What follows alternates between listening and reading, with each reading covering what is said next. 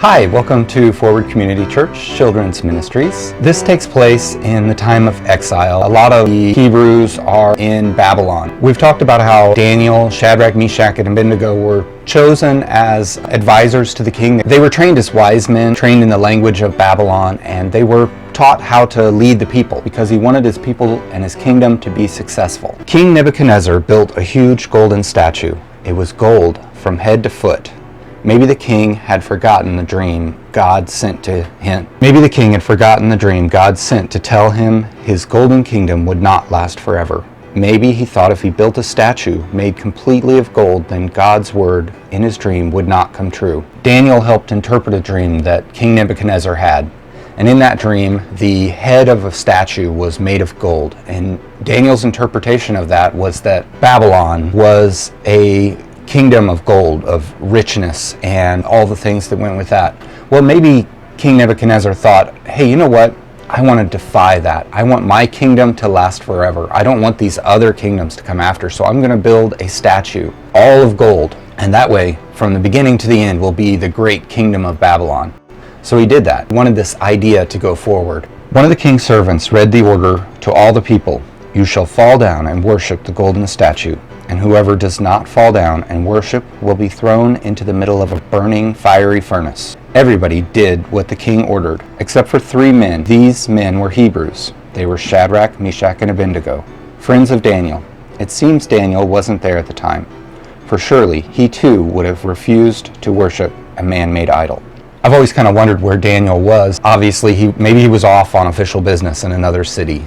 It doesn't tell us in the Bible, but we can be pretty sure that he wasn't there. The king has issued this decree that everybody should worship this. He wanted to push his idea forward. God has instructed his people, not these 3 men, stood up.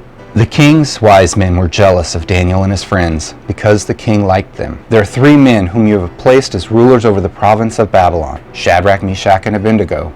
These men, O king, do not obey you. They do not serve your gods, nor worship the golden statue which you have set up. King Nebuchadnezzar was filled with rage. He warned them, if you do not worship, you will be thrown into the middle of a burning fiery furnace, and which God will deliver you out of my hand. So the king, what he really wanted was not to punish them. He wanted them to comply. He wanted them to do what he told them to do. So he gives them another chance. He says, okay. And the signal that everybody was to bow down and worship the statue was that they would play music. Instruments would play, and when the people heard that, they were supposed to bow down and worship. So he says, okay, you know what? I don't want to throw you in the fiery furnace. I'm going to give you another chance. But if you don't fall down, then I'm going to throw you in the furnace because I can't stand to have people who are not on board with my program. The king was making a big mistake.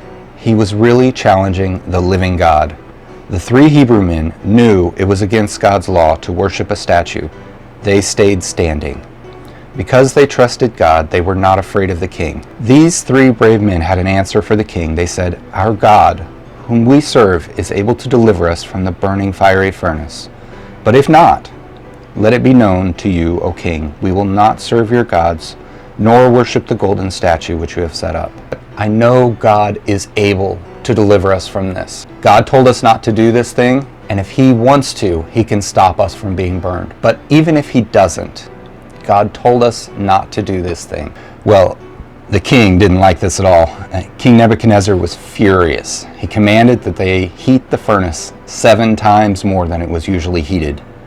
Still, the men would not kneel. The king commanded mighty men in his army to tie them up and to throw them into the burning fiery furnace. The furnace was so hot that the men who threw Shadrach, Meshach, and Abednego into the fire were killed by the heat. They had a furnace that was used for things possibly like firing pottery and other things that they needed heat for. They put enough fuel in this furnace to make it burn 7 times hotter than normal. Super duper hot. Then the king was like, okay, you're going to go into a burning inferno.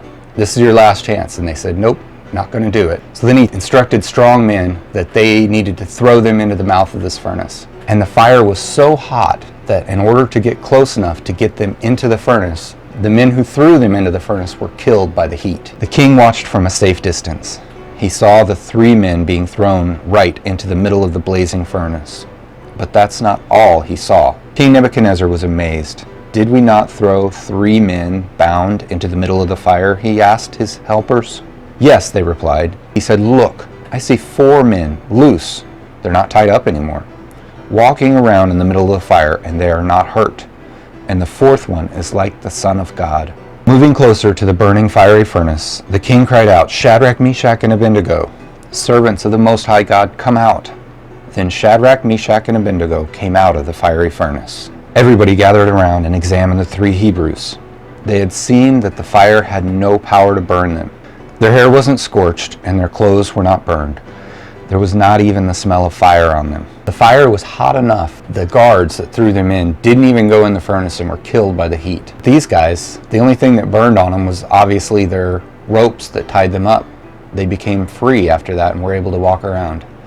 If you've ever been close to a hot fire that flared up, your hair gets burned first. I've done that a couple times. My hair got singed. Their hair was not even singed at all. Their clothes weren't burned.